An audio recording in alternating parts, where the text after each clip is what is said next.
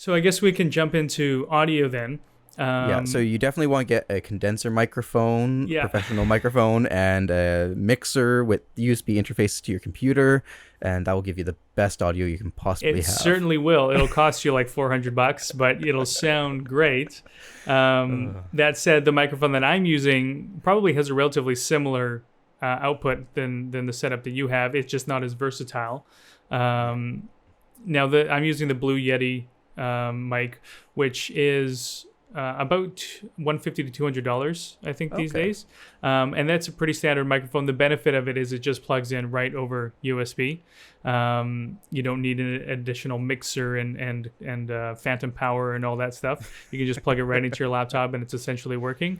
The Yeah. alternative to that is the another microphone from the Blue company, which is the Snowball Mic, and this one's around $50, and this also has a great audio quality. It's not quite the level of the Yeti mic, but I've seen lots of professional YouTubers using this as their main audio source.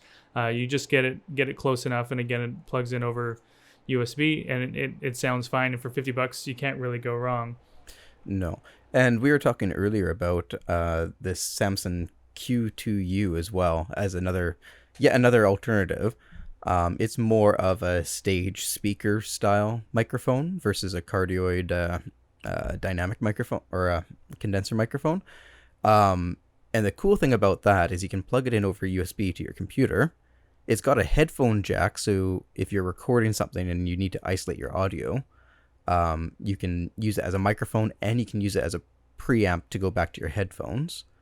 And then should you need to take it on stage for any event, then it also has a professional balanced XLR 3-pin output that you can use for the location AV team on top of all that. Right. So that's cool. So if you're investing into a microphone, if you're only going to be doing a few of these virtual meetings, it's not something you're doing a lot of, but you do a lot more in the live setting, then that might be a better investment because you're actually able to use it for both.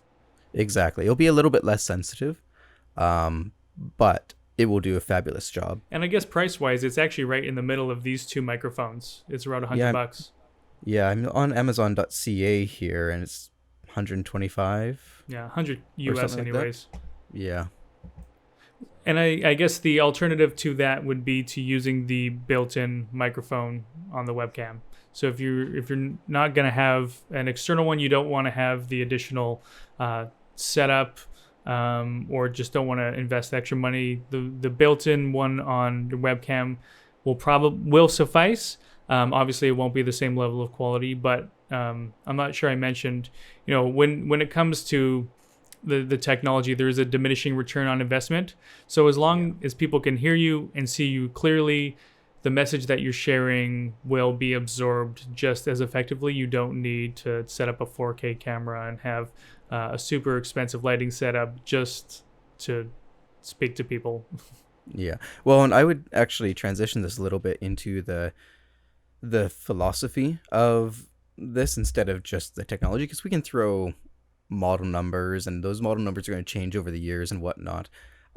Really what you're looking to do with your audio and your video, but to speak to the audio right now, is the whole reason I'm using this microphone and you're using yours is simply because it captures a field that's not very large. It's maybe a foot from my microphone. As I back up, it gets quieter.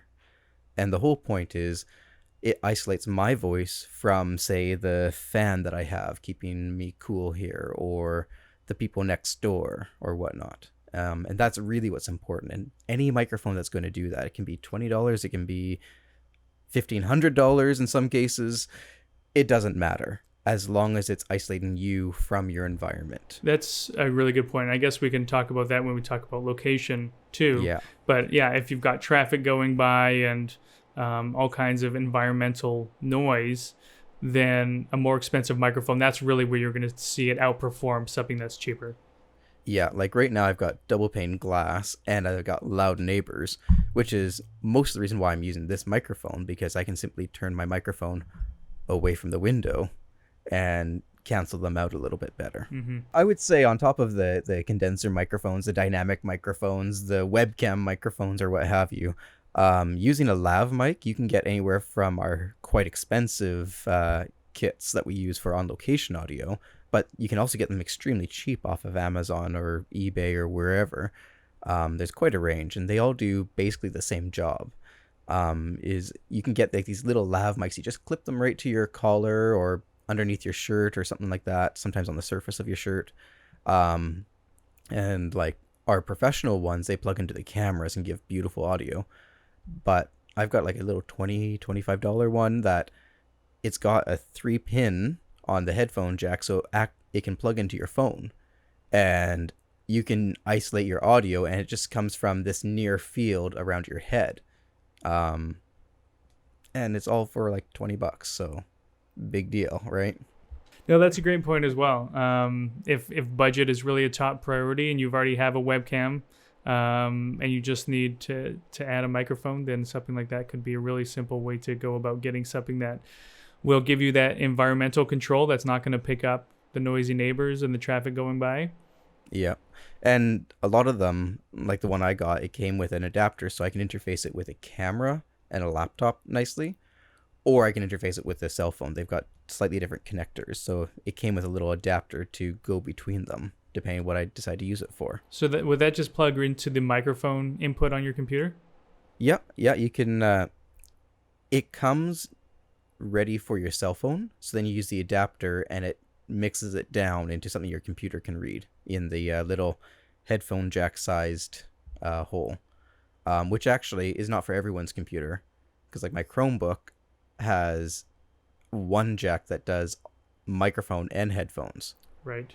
so I wouldn't want to use that little adapter. So it depends. You have to look around a little bit. Yeah, and if you've got a Mac, you definitely don't have that because everything's on a dongle. So